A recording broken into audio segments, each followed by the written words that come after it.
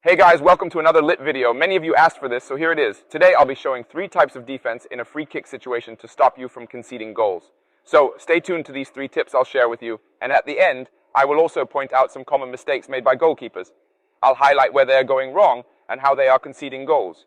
It doesn't matter what you think you ought to do, it's the small details in your hand and leg movements, things I do that really help, alright? Now before anything else, subscribe to the channel, turn on notifications, and share this video. Let's get ready, let's train, let's do this together. All right, everyone, I'm going to share with you 3 types of defenses. The first defense will be under the goal, depending on your goalkeeping style. So before you start training this type, it's important to know that there will be 3 defenses I will share with you. You need to know what your goalkeeping style is. What does that mean? Well, not all goalkeepers are the same. Every goalkeeper defends uniquely.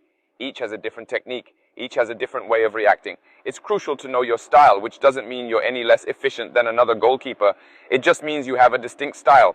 You need to adapt your training method. You need to adapt your diving style. Often I get questions like, I have difficulty diving. What should I do? All right, it depends on many factors, including your height. If you're around 1.90 or 2 meters tall, it can be a bit of a hindrance, but we can adapt using other types of defenses, your body, your stature, to cover more space and prevent more goals. The same applies to direct free kicks.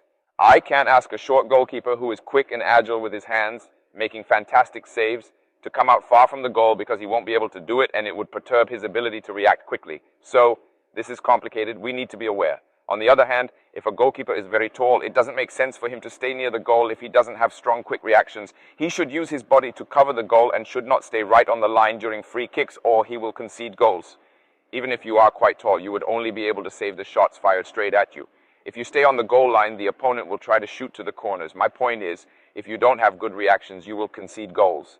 Many goalkeepers make the mistake of copying others. If you don't have the same style as another goalkeeper, don't try to imitate him. I've had people send me messages saying they don't think they're a good goalkeeper because they're short. I use the examples of Lavoisier and Ale Falconi, other goalkeepers who are short but have amazing agility and reaction times. They literally steal the ball from attackers. And then there are the taller players who've told me they think they'd be better suited to playing on the field rather than as a goalkeeper. But you can still be an amazing goalkeeper, no matter your height. Look at players like Paco Sedano, Luis Amado. They use their body and its natural techniques to guard their goal. Much of the success of Spanish futsal has been because of these goalkeepers who use their body's natural abilities to their advantage. I remember growing up watching Thiago, who had an astonishing range of saves. That guy was good at everything, but not everyone can replicate his style. We have to find a style that suits us best, so adapt based on that and keep trying. Look at other goalkeepers. Take from them what works for you. Evaluate what techniques and styles work for you and which don't. For the ones that don't worry about it. There are plenty of other styles and techniques to try. The most important thing is to know all the techniques. For those of you who are new to my channel, we mainly discuss futsal. Check out all the different techniques we've covered. The cross, ground shots, even doing the splits. Add other techniques too. It's a great resource. If you're struggling with any techniques, don't know how to do any of them, keep getting injured trying, can only do them one way or something else altogether, check out the channel. I've provided step-by-step instructions on how to perform each technique, how to train, when to use each one, where you should be. You really need to check it out. It's a fantastic resource. So, now let's get to the video.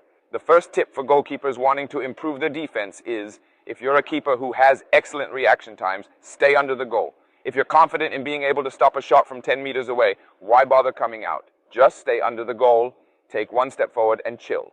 If the other player takes a strong shot, you'll have a good chance to react swiftly if you're this type of goalkeeper. Sometimes it's beneficial to fake a move forward to spook the striker, but it's important to gauge the timing correctly. You wouldn't want to still be walking backward when the shot comes your way. You'll have to defend while imbalanced, which is never a good idea. So really consider your personal skill set when figuring out what techniques to embrace.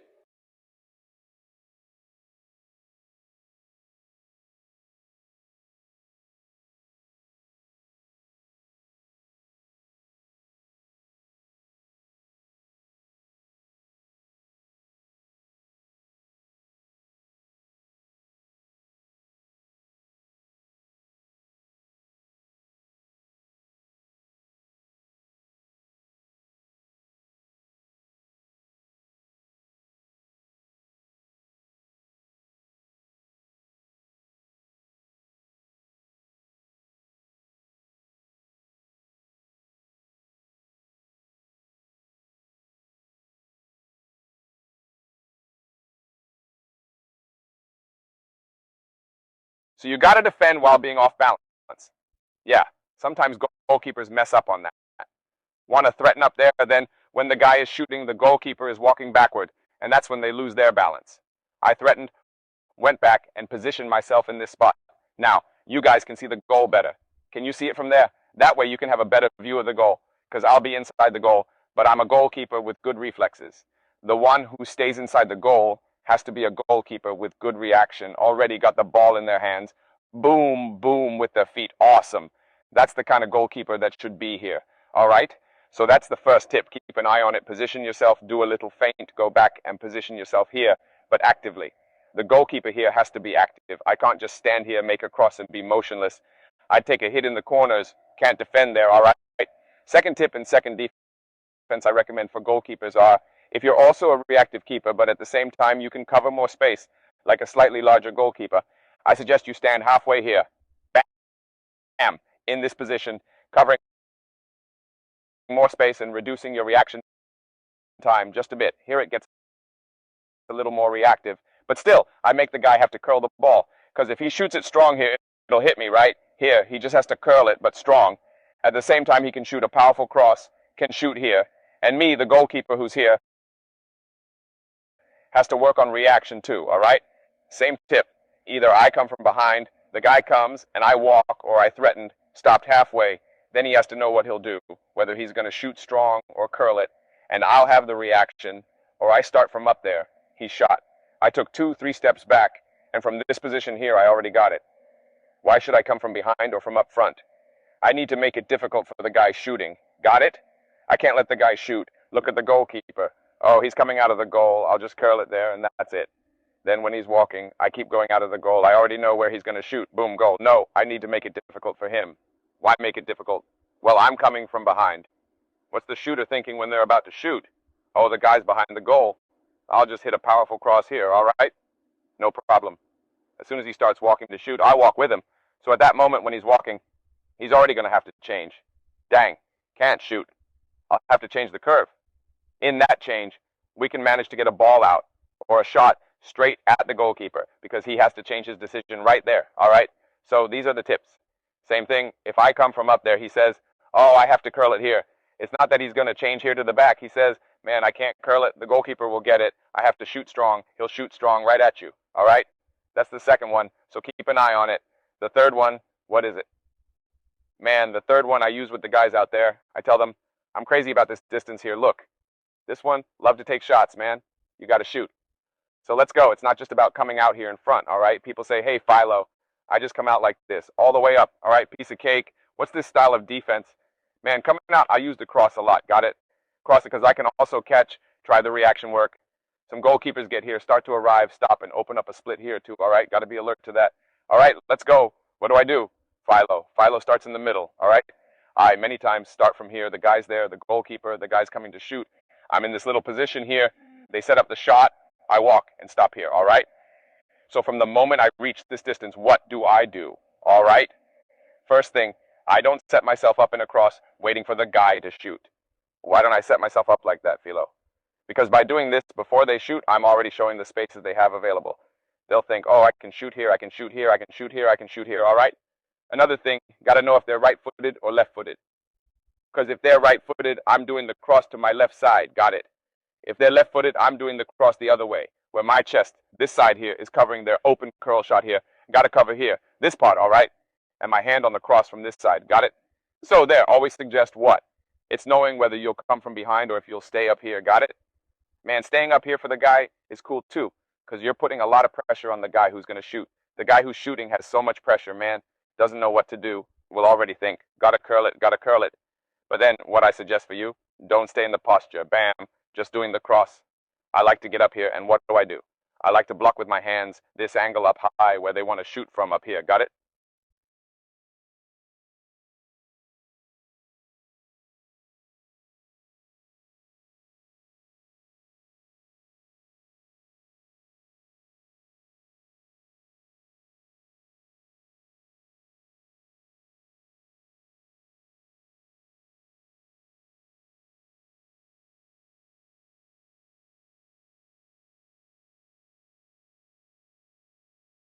If he takes a wider angle, his precision won't focus on the far corner of the goalpost. Instead, it will be directed here in the middle. When he goes to strike the ball, his precision won't be the same as if I stand like this. If I take on this position, he's forced to focus more on the far corner. He'll have to strike the ball in a more precise way. Now, if I stand here, he'll think there's space for him to score and that I'll attempt to close defense. This forces him to make a decision. Either strike the ball precisely against the goalpost or get disoriented. This psychological game begins from the moment he gets close to the ball, ready to kick.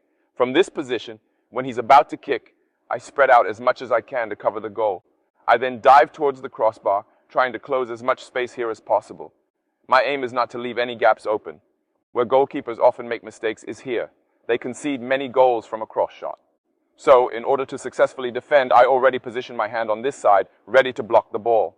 I don't worry about getting hit on the face by the ball. That's not my primary concern. Instead, I use one hand to block a cross shot here in the upper leg area, while my other hand enforces maximum possible height to block his strike when he tries to shoot. If he tries to aim for the top corner, the ball will go out. Therefore, hand positioning plays a crucial role in a successful defense. Practice this position over and over from both sides. The key is to not stay in the position where you'll get hit by the ball. For instance, you could wait behind the striker. By doing so, you force the striker to make a decision about how they're going to shoot. Will they go for a powerful shot or aim for the goal? Once I'm in this position, he'll automatically have to go for a strong cross shot. As soon as he starts running towards the ball, I move to this position. In a split second, that will force him to change his game plan. And it's in that split second that we gain an advantage. If we succeed, we'll be able to block the shot. But remember, always keep your eyes on the ball. There have been instances in university championships where players have scored by simply chip shooting the ball over the goalkeeper when they come too far off their line. Because as a goalkeeper, if you've made a few saves during the championship, as the tournament progresses towards the finals, the level of play and the player's quality increases, therefore making it more difficult to save goals. But we as goalkeepers have to be adaptable. We have to change tactics. We can't always save a direct free kick in the same way. Sooner or later, the shooter will change tactics. So you have to anticipate these changes and adjust your defense accordingly. Maybe the third time you fake coming out early and stay back, forcing the shooter to rethink their shot midway. Maybe they'll decide to take a powerful shot as they presume you won't be in position when the ball reaches the goal. So stay alert with these tips. I've also made a video on how to save penalties if you're interested. Check that out. If you didn't subscribe to the channel yet, please do share, activate the notification bell, and follow us on Instagram. We'll be awaiting your tips and tricks. Practice your free kick and penalty saves. They will be invaluable in your games. Don't just read about it. Put this knowledge into practice in your training sessions. Don't overdo it. Otherwise, you'll get hit repeatedly. Instead, train these tactics in a manner that you find to be effective. Free kicks and penalties are hugely important in games and thus require dedicated practice.